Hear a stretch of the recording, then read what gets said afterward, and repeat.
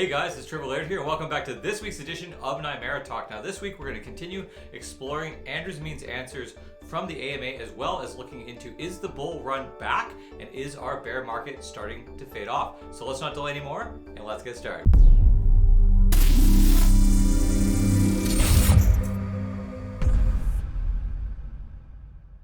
Now, jumping right in with the AMA, we're going to go into a really great question, which was number 4 in that AMA, and that asks, Nimera itself, Escudo, all these groups of products, they're nothing without their users. What is the plan to incorporate more users into the ecosystem? What partnerships are going on right now to expand on this? And what can you, Andrew's Mean, say about that?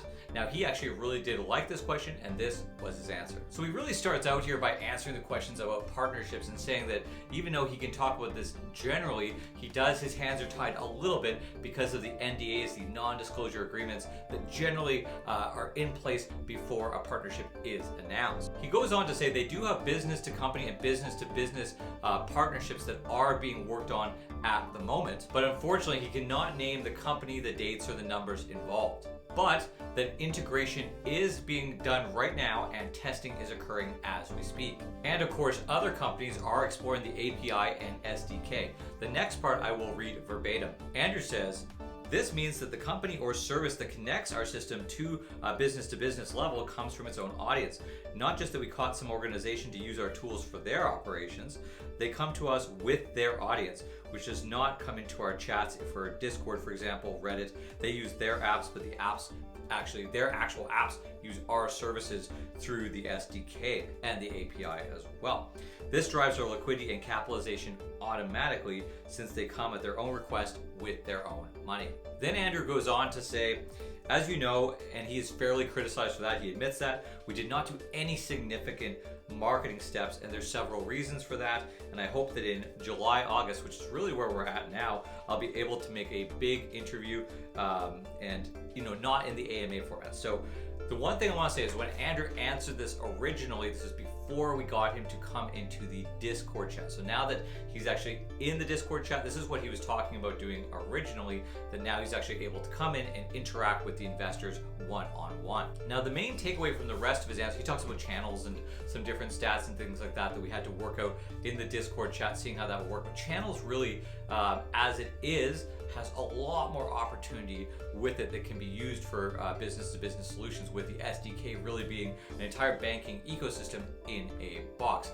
But what he is saying is that we have to come up with these business-to-business solutions as our next marketing plan, because all the marketing efforts to just attract people as individuals, they're very costly and they don't work very efficiently. Now, overall, this answer is similar to ones that Andrew has said in the past. When we ask for specifics on partnerships, he goes into the NDAs, which I do understand. I accept that companies want to test these partnerships out before they release anything that they want to actually make a committal to actually joining up with us or our products and services. But hopefully there will be a partnership that can be announced soon in the future, and most likely it's going to be some sort of business-to-business service, as Andrew has hinted through this, but that does drive the network itself, and that's always a good thing. And again, hopefully as we go through this, we're going to get more information from Andrew in the Discord chat to see this more up to date, because these questions and their answers were made a few months ago.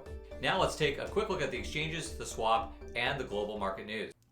Okay, let's start out here on the Nimera swap. Now we have some increasing numbers this week, and that's always good. Total liquidity for the week is at 102. We were sitting at 98.99 last week, so that's looking pretty good there, as well as increased volume, just sitting under 4,000 euros. These are small incremental increases, but they are a sign of things to come, hopefully.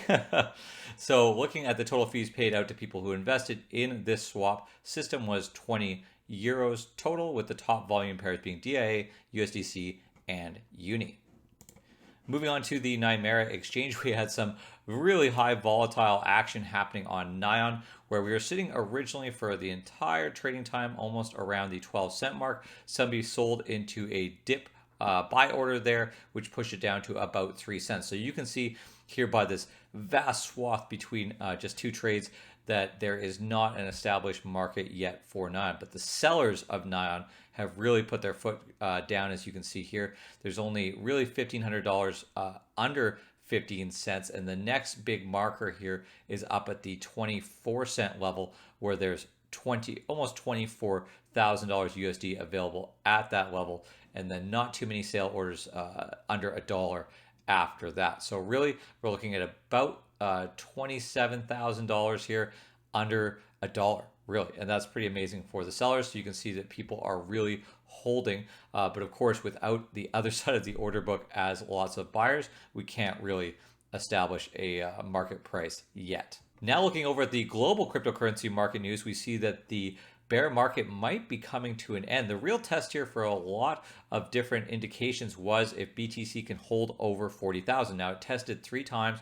Excuse me, I had to cough there. It tested 3 times within the last few weeks, and it is holding fairly strongly over 40 right now. So this week is going to be a huge test of whether it can maintain that and then perhaps increase to new all-time highs, or even come up with a steady median level for 2021. Now, ETH is kind of matching the following BTC here, and we had a couple of outliers here, but really they are not really gaining for their own momentum, not in all cases, but in a lot, they're not gaining for their own momentum, but because they're signaling the strong bull market that might be coming, and people are buying into that, assuming that there's going to be new higher highs, especially with some of these low cap projects.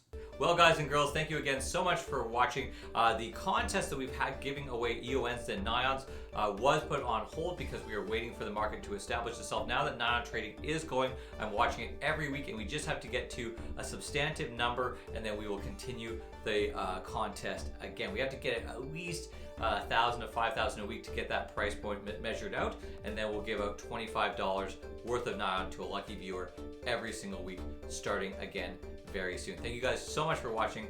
For Nimera Talk, I'm Triple A.